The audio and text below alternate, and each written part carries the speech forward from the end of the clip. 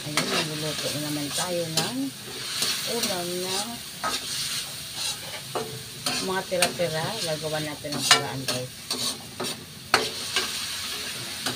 Kailangan durugin natin yung kamatis para masarap.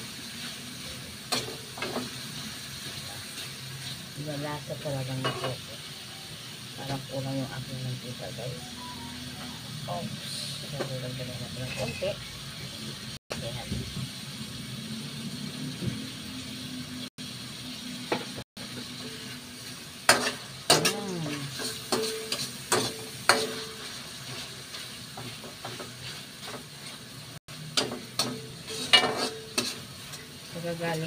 Pagagaling ko lang sa trabaho, sa pagdating ko, naisip ko na ano kaya pwedeng gawin sa natirang ulam para dumami, diba? Maiba naman, dumami, magkasa sa amin. Ganun lang guys.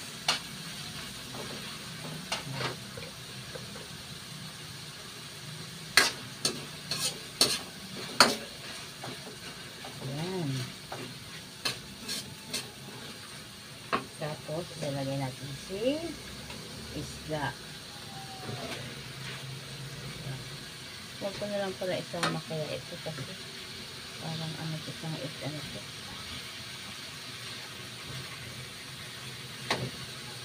Dapat yung isda.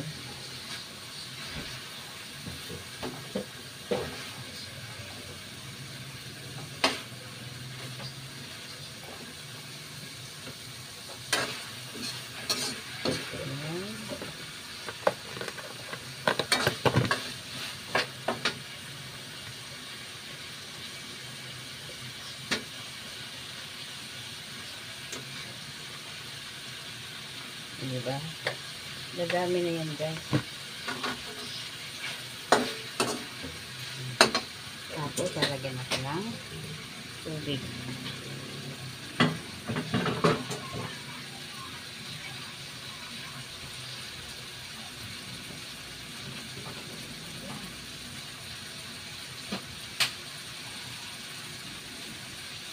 Ang tawag nito ng luto na ito guys ay sarsyado. Yun ba yun? Tama ba ako guys? Ano ako magluto guys? Pero minsan nakakalimutan ko kung anong tawag na luto.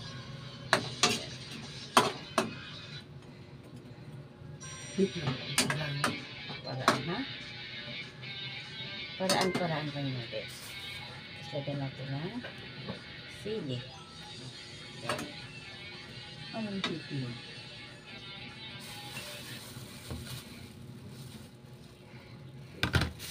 Tinidor. Yan. So, kulang pa yung aking tubig guys. Kailangan dadagdagan ko kayo kasi lalagyan pa natin ang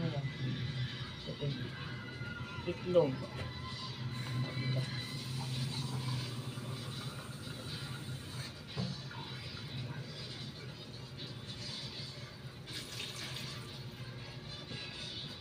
Pwede na yan. Tapos, ang ilalagay natin itlog, tataksin muna natin guys. Kasi maliit yung takip. Kailangan medyo malaki yung takip. Yan. So, ang gagawin ko ngayon guys, ay yung itlog muna. Diba? Kasi, sa hirap ng buhay ngayon, napakamahal ang mga bilihin. Kaya kailangan natin mag-tipid. Bawal magtapon ng pagkain. Lalo okay pa naman magsayang.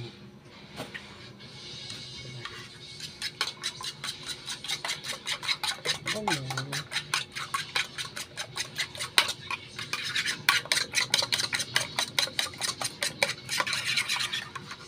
So, hintayin lang natin kumulo yung tapos may tuyo pa kami dito guys. Tira-tira dito. Diba? Kaya pwede pa. Ayan, malapit na sa kumulo.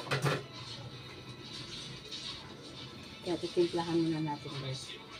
bubuksan na yung ating panimpla dito na pang malakasan.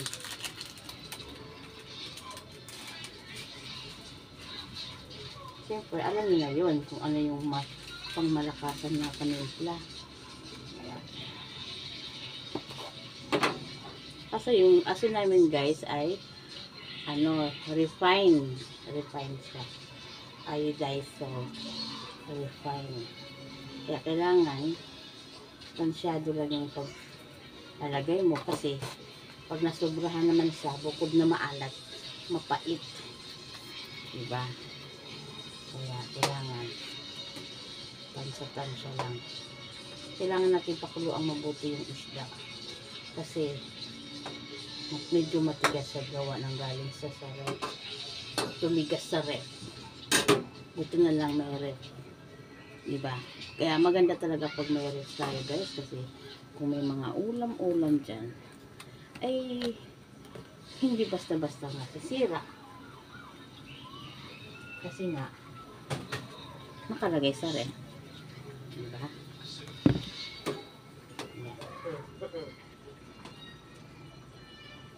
Tikman nga muna natin guys.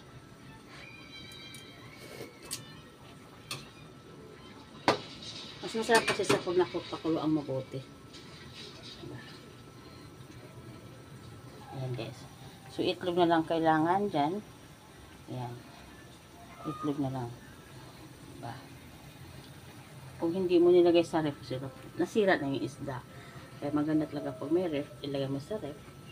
Ngayon, mag-isip ko ngayon kung anong pwedeng luto naman na magkasya din sa kasama. Ilan kami nito? 6. So, discard lang. Mura lang ngayon ang kamatis guys kasi summer. Kaya magandang maraming kamatis. So guys, hanggang dito na lang ang aking video. Thank you so much sa mga walang sawang panonood sa aking mga video. Thank you so much and God bless us all. Bye.